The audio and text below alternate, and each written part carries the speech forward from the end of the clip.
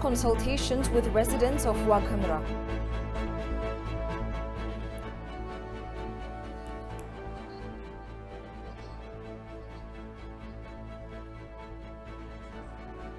And UN warns of dire condition of refugees in Benishangul Gumuz.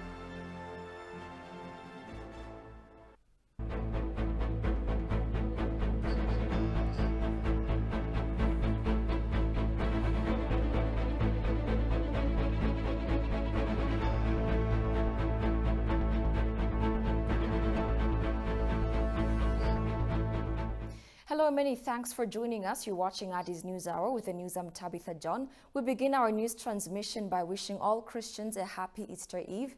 Do stay with us. Prime Minister Abiy Ahmed has extended Easter best wishes to all Christians on the eve of the holiday that marks the resurrection of Jesus Christ from the tomb.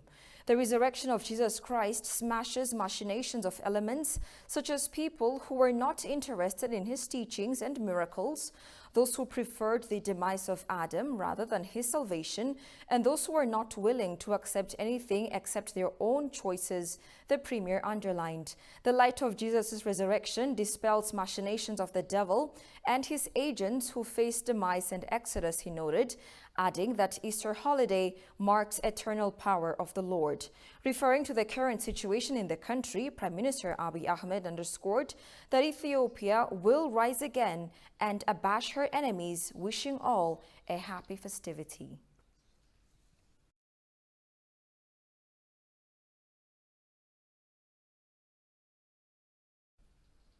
President Sahle-Work Zewde has sent a letter of condolence to Kenyan people over the passing away of former President Mwai Kibaki, saying that she was greatly saddened by the news of the passing of the third president of Kenya, Mwai Kibaki.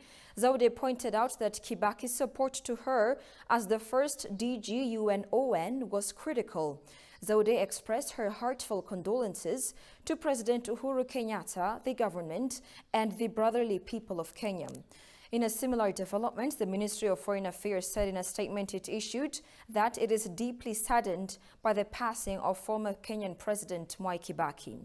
Ethiopia remembers Kibaki for his outstanding public service that brought Ethiopia and Kenya much closer. The statement read, Mwai Kibaki, who served as Kenya's third president from 2003 to 2013, has died aged 90.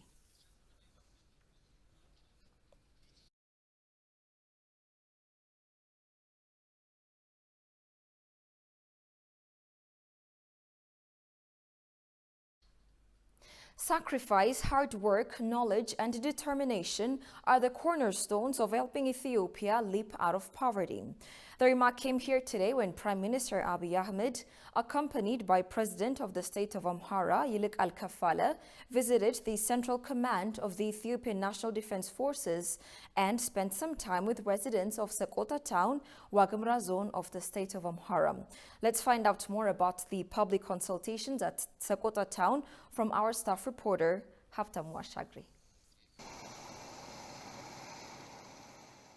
Prime Minister Abiy Ahmed has paid an official visit to the Central Command of the Ethiopian National Defense Forces and held discussions with residents of Wagh Ghumra zone in the state of Amhara. During his discussion with community members, Prime Minister Abiy Ahmed praised the architectural excellence and philosophical foundation of the Agaw people.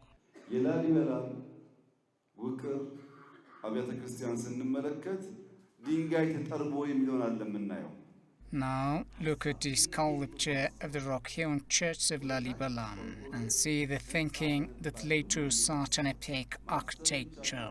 The architects of those days accomplished a masterpiece even before starting it. The key lesson from this being the fact that we can accomplish anything provided that we have smart ideas and the will to put them into practice. Noting the recent experience of conflict in the vicinity, Abiy emphasized enabling peace entails building peace within the commitment to becoming peaceful agents. Sacrifice, hard work, knowledge, and determination are the cornerstones of helping Ethiopia leap out of poverty, the Premier added. ኢትዮጵያ እንድታድግ ከፈለጋችሁ አንድ መሆን ያስፈልጋል። ከተከፋፈልን በቋንቋ በሰፈር ከተለያየን If we want to realize prosperity in Ethiopia, we have to solidify unity at the expense of differences. Failure to do so means we're headed for the ground fall. Ethiopia's commitment to the cause of Pan-Africanism could only be realized if and only if we cement our internal ties. In short, we have to prioritize Ethiopia. ሲለብስ መለዮ ሲለብስ Chairperson of the African Union Commission, Moussa Faki Mahamat, welcomed the decision by the European Union Council to establish an assistance measure under the European Peace Facility, EPF. The EU support worth €600 million will be disbursed in 3 installments from 2022 to 2024. According to a presser released by the Office of the Chairperson, the 3-year EU support is a demonstration of the commitment to build stronger partnership between AU and EU in line with the joint declaration of the 6th AU-EU Summit held in Brussels in February 2022. Furthermore, the chairperson underscores the importance of regional and multilateral cooperation to strengthen AU-led peace support operations towards building durable peace on the continent.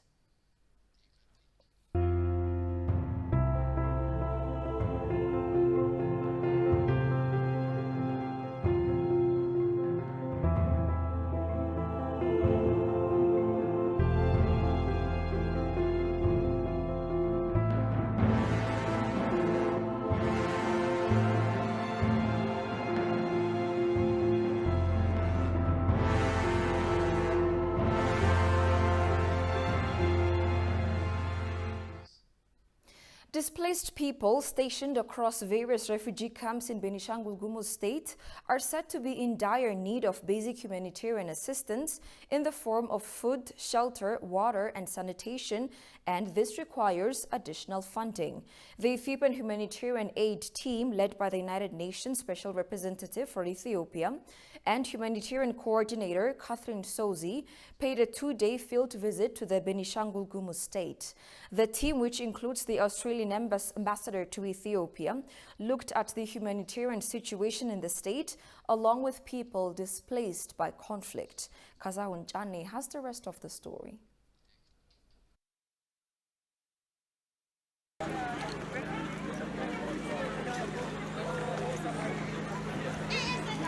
The United Nations Special Representative for Ethiopian Humanitarian Coordinator, Catherine Sozi, alongside the Australian ambassador to Ethiopian high government officials, paid a field visit to the Benishangul Gumuz region state refugee camps. Months-long conflict in a state left 400,000 people displaced, 65% of whom still live in the zone. At least 12,000 homes, 142 schools, 107 health posts, and 183 animal health posts were damaged in the clashes. According to the United Nations, the group is in dire need of basic humanitarian assistance and the form of food, shelter, water, and sanitation, and this requires additional funding.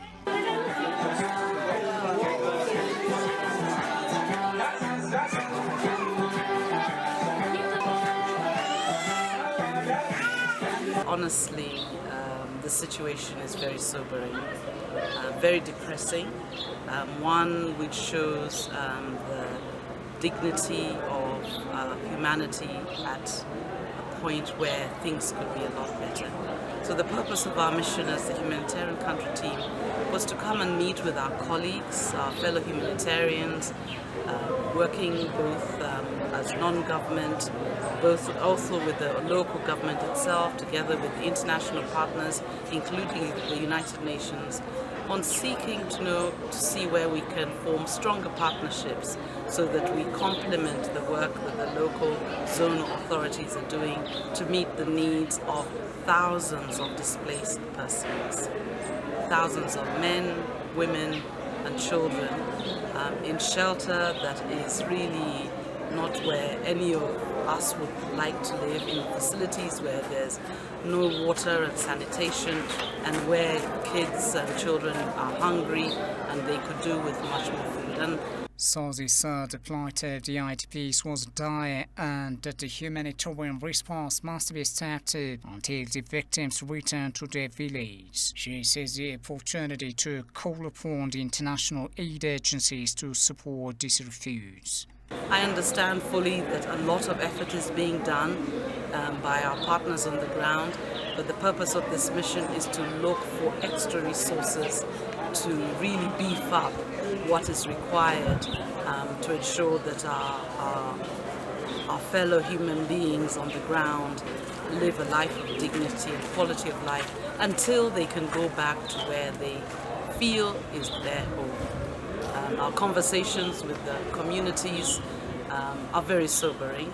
Many of the internally displaced persons would like to return, but only if, of course, they have peace and where they can exist knowing that they will not be challenged in terms of their own security. She further underscored that the mission of their visit to the regional refuge camp is to look for the problems that occurred and strive to ensure life dignity. Every effort, every engagement with the partnerships on the ground, not only with the zonal authorities, but with the faith-based communities, with the non-governmental organizations to try and secure peace for everybody in there so that they can continue their lives as every one of us, you and I, is something that we need to fight for. And of course we're here with some of the donors who contribute generously to the Ethiopian Humanitarian Fund to see what additional resources we can mobilize so that people can coexist in a state of dignity and a good quality of life. It was also noted that the IDPs held discussions with the group members where they expressed wishes to return their homes and villages if peace is restored and their safety is not compromised.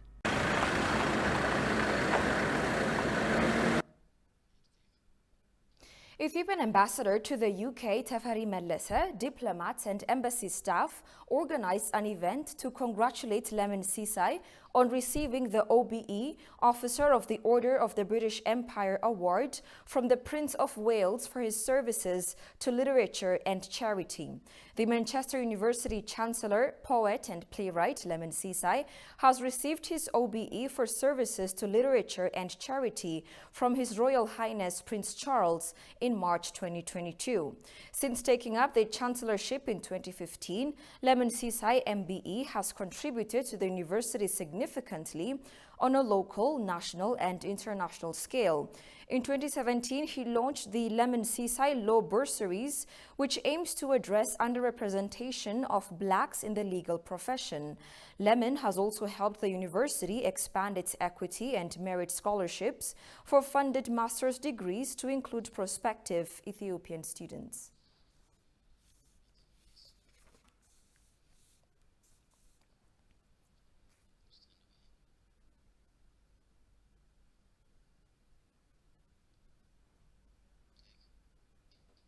Most Western media outlets have been criticized for not caring to cover the reality happening in Ethiopia.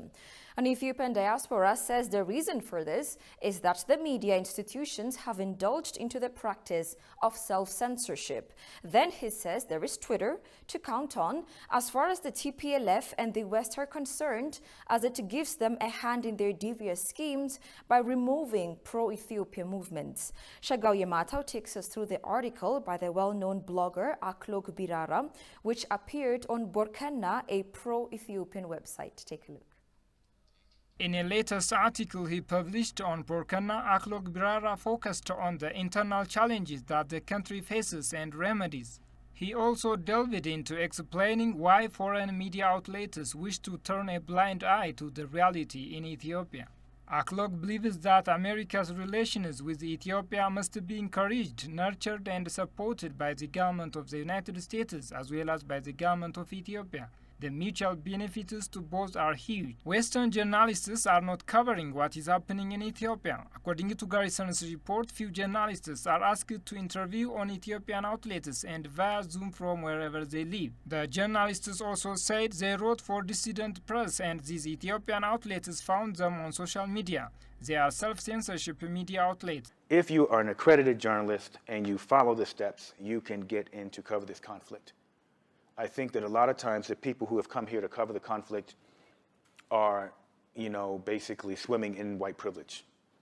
And they're swimming in an arrogance that I've seen in other parts of Africa where people feel like, well, I'm from, London and I should be able to just walk in here because you guys are savages.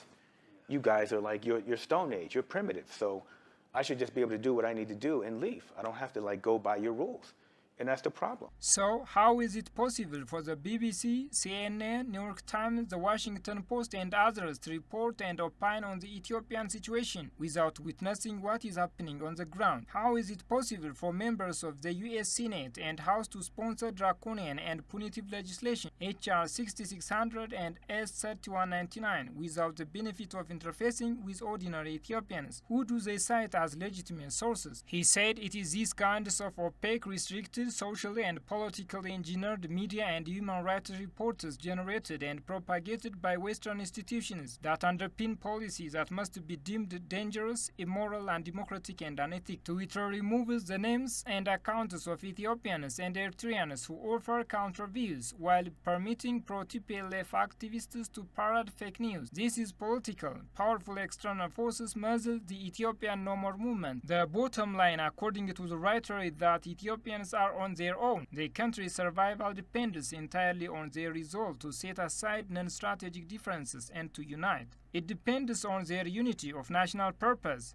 Killing one another, disempowering one another, demeaning one another, expelling one another, and so on will result into two avoidable outcomes: a Rwanda-like genocide and the Balkanization of Ethiopia. Turning his attention to the latest reports by the so-called human rights groups, Amnesty and Human Rights Watch, he said the proposal for peacekeeping operations in Ethiopia undermines Ethiopia's sovereignty. The real motive and intent are not to restore peace and stability, rather it is to create a safe corridor for the TPLF to operate and reoccupy and repopulate Western Tigray. The further ploy is for foreign powers to intervene directly and in the domestic affairs of one of the most ancient countries in the world and the only independent African country. Aklo concludes by urging Ethiopian political, social, academic and civic elites to cease and desist from propagating and glorifying minor and non-strategic differences that pain Ethiopian society. He urged them to build on commonalities rather than on differences.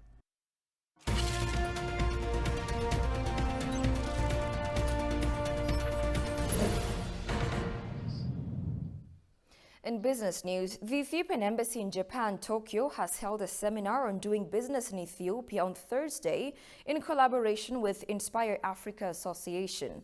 The seminar drew business people and leaders from 6 companies in Japan who engage in hydropower, construction, pharmaceuticals, electronics, and technology sectors. In delivering opening remarks on behalf of the embassy, Johannes Fenta reiterated the historical diplomatic relations between Ethiopia and Japan and underlined the need to further expand the ties with further engagements in investment, trade, and technology transfer. Attendees said the seminar helped them get valuable information about investment opportunities in Ethiopia and expressed their desire to invest in Ethiopia.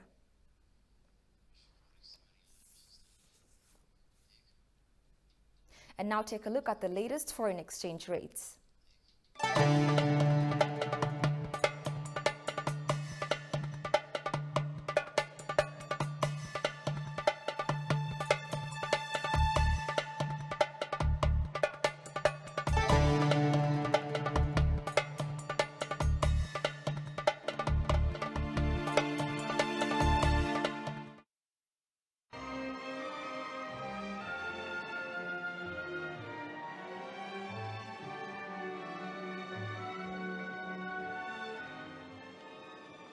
The Lord bless you and keep you. All power is given unto me in heaven and in earth. Go, therefore, and teach all nations, baptizing them in the name of the Father, and of the Son, and of the Holy Ghost. Teaching